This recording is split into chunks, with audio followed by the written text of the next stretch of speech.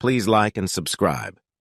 In the general store, he is telling about the mysterious encounter with his friend Si-woo, tells it as a dream. His friend thinks that it was very interesting to listen to. Si-woo says that it was not fun at all as he was getting beaten up the whole time. He then says that people actually do what they are familiar with in their dream, and Silo had never learned wrestling. He had only done boxing to lose weight. It was definitely strange, but he felt that the dream was vivid. It was as if he already knew those moments even now. He could feel that he could do it again if asked to. While that his friend says that it was an excessive immersion, to which he agrees. He feels like he is under too much stress.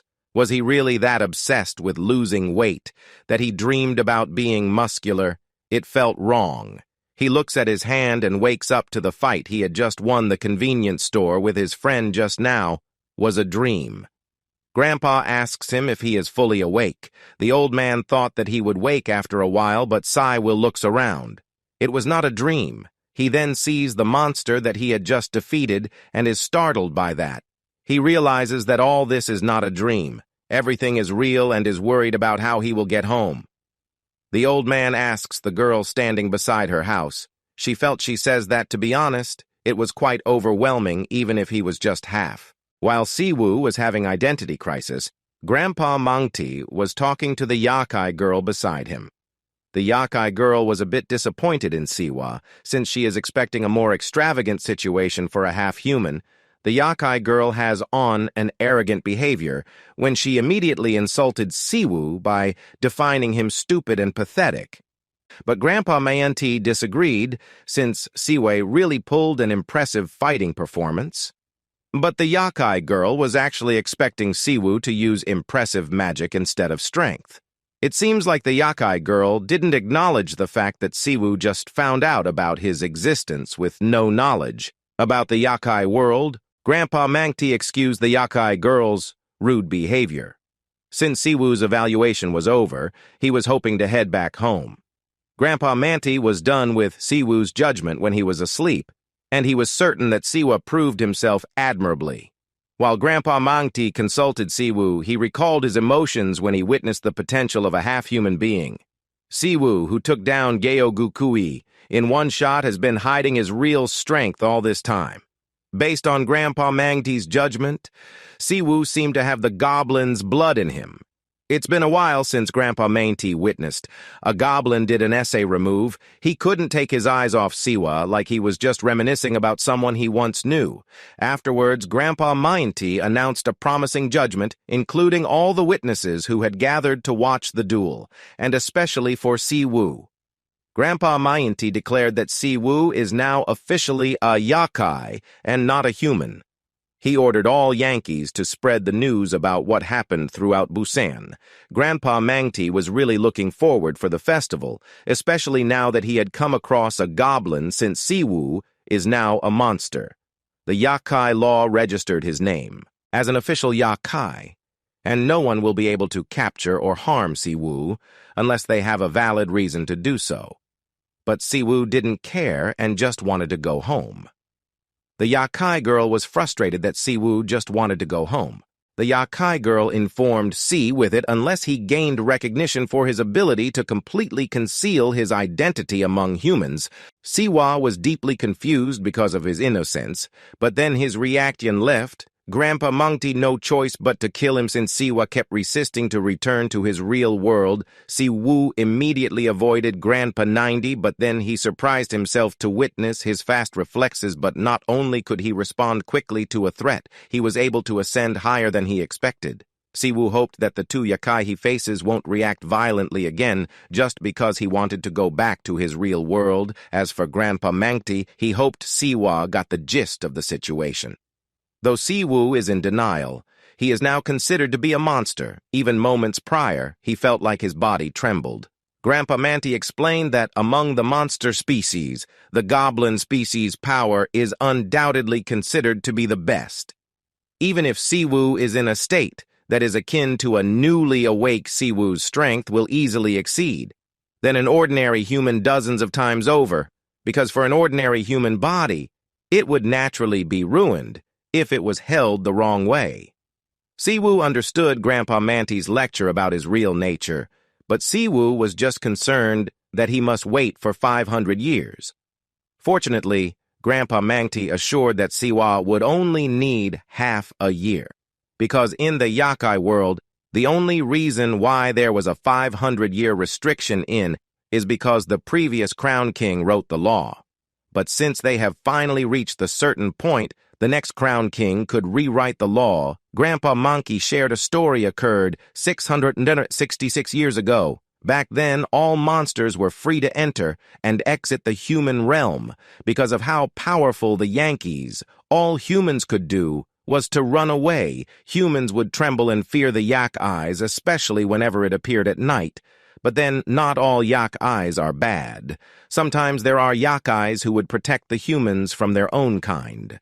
And those protecting Yankees includes Geogog, a mythical legend who's known to protect humans from bad Yokai. Some humans back then relied on the human-friendly species that lived among them. In conclusion, the humans would either fear. There was a newly crowned king on the day he ascended to the throne. The king wrote down a new law using the blood of the monsters that he had killed, and because of his restriction, the yokai eyes were prohibited from harming humans, and even revealing ourselves, nor approaching humanity. Ever since then, humans no longer feared the yak eyes. Rather, people are oblivious to Yonkai's existence by thinking all Yankees are just fictional creatures from folk tales. Grandpa hinted that he at least must be the new crowned king, to rewrite the law of the yokai world, and on the night of the festival, once the sun sets in the human realm, it will be the moment that all monsters have been longing for, to come and visit the human world, and on that monster night, all creatures of the monster realm will rush into the human realm and awaken the forgotten fears and reverence within humanity. Because of Grandpa's statement, will realize that he must at least help the yak eyes to prevent from committing chaos on the human realm. Grandpa lets Si-woo to do what he pleases in the yokai world, but he still advised him to learn how to harness his powers. Si-woo then wondered how he could harness his own power. Grandpa didn't tell Si-woo directly, but he hinted that once Si-woo harnessed his power, he would be one of the strongest. Yokai exists for a brief moment. Grandpa noticed Si-woo had made a determined expression. He wondered what was going on in Si-woo's head. Was straightforwardly answered Grandpa that he wanted to prevent the monsters from touching the humanity for a 17-year-old boy. Grandpa believed Si-woo must step up in order to protect those who are dear to him. Grandpa could tell that harnessing a power like Siwa wouldn't be that complicated. He'd be invincible to other yokai eyes, but as much as possible, Grandpa wanted Si-woo to win in the festival to be the king of the monsters. With that, Si-woo has the power to rewrite the law. But then the yokai girl couldn't stop spouting some insulting words by telling Si-woo that he has no chance in winning the festival. Since the yokai girl was being a bit of an attention seeker, Grandpa decided to introduce her. The yokai girl's name was Xiong. She is a child who's going to participate in the festival on behalf of her own people. But Stalha seemed to be competitive around SeaWorld. All her remembered that Grandpa made a qualification test in order for the Yankees to enter the human realm. She swore that if the test was a lie, she'd go to wrath.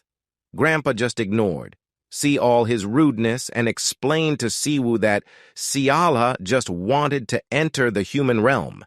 Grandpa kept putting off dealing with Savalha since he already has a lot on his plate, but Salha was too persistent, and since the monsters will soon enter the human realm in 6 months, we thought it would be better to test Sul on that day, until Sayola became defensive by making a reason that she doesn't even need to take the test, since there are monsters weaker than her. That became a dormant for 500 years.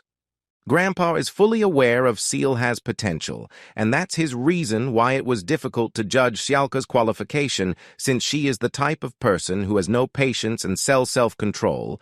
Xialha took all the criticisms and hoped it wasn't just an excuse to avoid making a deal with her, but then there's actually a reason why Cielo was summoned by Grandpa on that night. Grandpa believed it was a perfect timing to see how Seal would blend in with the humans, and Solha's test will include Si-woo, who's a human being. Grandpa believed that his way is better to judge her qualifications. After Grandpa revealed his plan, Chialha wasn't pleased. Grandpa didn't have any second thought and would only give Cialha a period duration until the end of the month to teach C with the basics of being a monster, including the transformation magic. And if Grandpa saw a positive progress after a month, he will judge Seal and Si-woo if they are qualified into the human realm, even though the test was fair and completely. Humane Seal has still had a negative reaction. Seal thought it would be unfair to teach a human all the monster basics within a month. Instead, Grandpa left the two of them with two clear choices: whether Chiala should teach Si-woo or just wait for 6 months. Grandpa believed that their right choices could lead them to a better opportunity. Until Grandpa leaves while being covered by a nettle and ascended up to the skies, the two of them were left to decide an easy path until Seattle had decided to swallow her pride by starting to ask Si-woo a question. She then asked about the monster force, which Si-woo had zero knowledge of, but then Chalha easily gave up on Si-woo, thinking she's definitely not going to pass the test, until something terrifying had caught Si-woo's eyes when he saw Gyo Gagawi, who finally got his senses back after being defeated. It seemed that Geogogi still had a grudge against Si-woo. He panicked since Grandpa is nowhere to be seen. To stop Geogog, but the Geogogi's presence doesn't scare Sheol. She then insulted Geogagwi that, because of a creature like him, other monsters were insulted by humans because of her offensive statement. She only invoked the Geogugui to attack her. The Geogugui was so mad, but Sialho was still calm.